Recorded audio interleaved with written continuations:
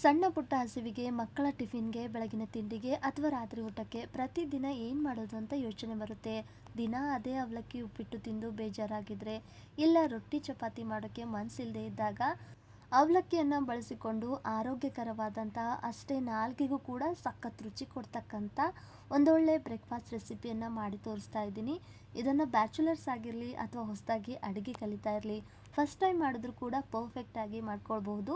ಅಷ್ಟು ಸುಲಭದ ಈ ರೆಸಿಪಿ ಹೇಗೆ ಮಾಡೋದು ಅಂತ ಸ್ಕಿಪ್ ಮಾಡಿದೆ ನೋಡಿ ಅಂತ ರಿಕ್ವೆಸ್ಟ್ ಮಾಡ್ತಾ, ಇಲ್ಲಿ ಮೊದಲಿಗೆ ಒಂದು ಪ್ಲೇಟ್ಗೆ 1 ಬಟ್ಲಾಗುವಷ್ಟು ಅವಲಕ್ಕಿನ ತಗೊಂಡಿದ್ದೀನಿ. ಮಾಮೂಲಾಗಿ ನಾವು ಅವಲಕ್ಕಿನಲ್ಲಿ ಒಗ್ಗರಣೆ ಮಾಡ್ತೀವಲ್ವ, ಅದೇ ಅವಲಕ್ಕಿ. ನೀರು ಹಾಕಿ ಇದನ್ನು 1-2 ಸತಿ ತೊಳೆದು ತಗೊಳ್ತಾ ಇದ್ದೀನಿ. ಸ್ವಲ್ಪ ಧೂಳಿನಂಶ ಇರುತ್ತೆ ಅವಲಕ್ಕಿನಲ್ಲಿ. ನಂತರ ಇದಕ್ಕೆ ಸ್ವಲ್ಪ ನೀರನ್ನು ಹಾಕಿ ಒಂದು 10 ನಿಮಿಷಗಳ ಕಾಲ ನೆನೆಸಿ ತಗೊಳ್ಬೇಕಾಗುತ್ತೆ. ಜಾಸ್ತಿ ನೀರು ಹಾಕಕ್ಕೆ ಹೋಗಬೇಡಿ. ಒಂದು 4 ಸ್ಪೂನಷ್ಟು ನೀರನ್ನು ಹಾಕಿ ಒಂದು 10 ನಿಮಿಷ ನೆನೆಸಿದ್ರೆ ಸಾಕು.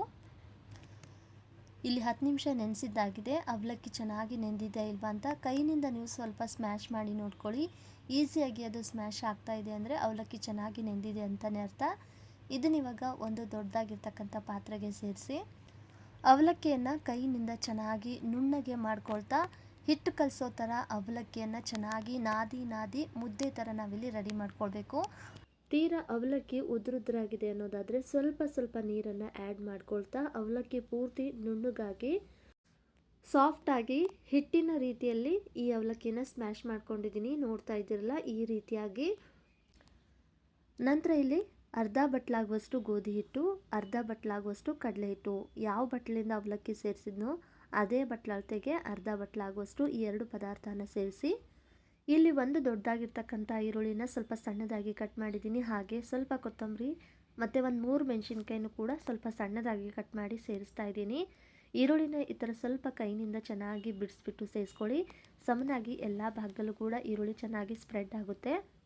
ಇದ್ರ ಜೊತೆಗೆ ಈರುಳ್ಳಿ ಸೊಪ್ಪು ಅಥವಾ ಸ್ಪ್ರಿಂಗ್ ಆನಿಯನ್ ಬರುತ್ತೆ ನೋಡಿ, ಅದನ್ನು ಕೂಡ ಸಣ್ಣದಾಗಿ ಕಟ್ ಮಾಡಿ ಸೇರಿಸಿ ತುಂಬಾ ಚೆನ್ನಾಗಿರುತ್ತೆ ಟೇಸ್ಟು.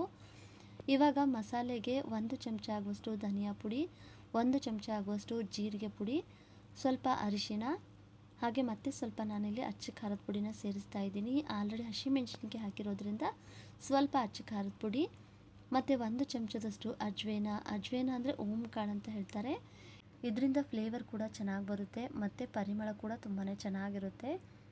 ರುಚಿಗೆ ತಕ್ಕಷ್ಟು ಉಪ್ಪು, 1 ಚಮಚದಷ್ಟು ಬಿಳಿ ಎಳ್ಳನ್ನು ಕೂಡ ಸೇರಿಸ್ತಾ ಇದ್ದೀನಿ. ಇವಾಗ ಇದೆಲ್ಲವನ್ನು ಕೂಡ ಈ ಅವಲಕ್ಕಿನಲ್ಲಿ ಚೆನ್ನಾಗಿ ಮಿಕ್ಸ್ ಮಾಡ್ಕೊಳ್ತಾ ಇದ್ದೀನಿ. ಫಸ್ಟಿಗೆ ನೀರೇನು ಹಾಕದೆ ಚೆನ್ನಾಗಿ ಅವಲಕ್ಕಿನಲ್ಲಿ ಎಷ್ಟು ಹಿಡಿಯುತ್ತೆ ಅಂತ ನೋಡಿಕೊಂಡು ಕಲಿಸ್ಕೊಂಡು ಮತ್ತು ಸ್ವಲ್ಪನೇ ನೀರನ್ನು ಆ್ಯಡ್ ಮಾಡ್ಕೊಳ್ತಾ ಚಪಾತಿ ಹಿಟ್ಟಿನ ಹದಕ್ಕಿಂತ ಸ್ವಲ್ಪ ಸಾಫ್ಟಾಗಿ ನಾವು ಇದನ್ನು ನಾದ್ಕೊಳ್ಬೇಕು. ಸ್ವಲ್ಪ ಖಾರವಾಗಿ ತಿನ್ನೋಕ್ಕೆ ಇಷ್ಟಪಡೋರಾದರೆ ಇದಕ್ಕೆ ಹಸಿ ಮೆಣಸಿನ್ಕಾಯಿನೂ ಕೂಡ ಜಜ್ಜಿ ಸೇರಿಸ್ಕೊಂಡು ರೆಡಿ ಮಾಡ್ಕೊಳ್ಬೋದು. ತುಂಬಾ ಚೆನ್ನಾಗಿರುತ್ತೆ ಖಾರವಾಗಿ.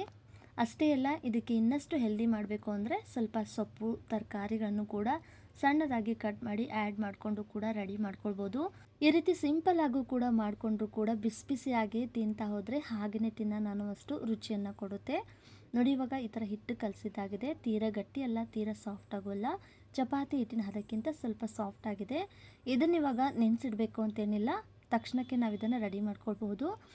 ಈ ಕಡೆ ಒಂದು ಬಟರ್ ಪೇಪರ್ನ ತಗೊಂಡಿದ್ದೀನಿ. ಅದಕ್ಕೆ ಸ್ವಲ್ಪ ಎಣ್ಣೆನ ಅಪ್ಲೈ ಮಾಡಿ ಕಲಸಿದಂಥ ಹಿಟ್ಟಿನಿಂದ ಒಂದು ಉಳ್ಳೆನ ರೆಡಿ ಮಾಡಿಕೊಂಡು ಕೈಗೆ ಒಂದು ಸ್ವಲ್ಪ ನೀರನ್ನು ಅಪ್ಲೈ ಮಾಡ್ತಾ ಇದನ್ನು ತಟ್ಟುತ್ತಾ ಹೋಗೋದು. ತಾಲಿಪೆಟ್ಟೆಲ್ಲ ನಾವು ಹೇಗೆ ತಡ್ತೀವಲ್ವ ಅದೇ ರೀತಿ ಇದನ್ನು ತಟ್ಟಿ ತಗೊಳ್ತಾ ಇದ್ದೀನಿ. ಒಂದು ವೇಳೆ ಬಟರ್ ಪೇಪರ್ ಇಲ್ಲ ಅಂದರೆ ಕಾಟನ್ ಕರ್ಚಿಪ್ ಬರುತ್ತಲ್ವ ವೈಟ್ ಕಲರ್ದು, ಅದರಲ್ಲೂ ಕೂಡ ನೀವು ಇದನ್ನು ತಟ್ಟಬಹುದು. ಇಲ್ಲಾಂದರೆ ಎಣ್ಣೆ ಪ್ಯಾಕೆಟ್ ಬರುತ್ತಲ್ಲ ಅದರಲ್ಲೂ ಕೂಡ ತಟ್ಟಿ ತಗೊಳ್ಬೋದು. ಡೈರೆಕ್ಟಾಗಿ ತವ ಮೇಲೆ ತಟ್ಟಕ್ಕೆ ಬರುತ್ತೆ ಅಂದರೆ ಹಾಗೆ ಕೂಡ ಮಾಡ್ಕೊಳ್ಬೋದು.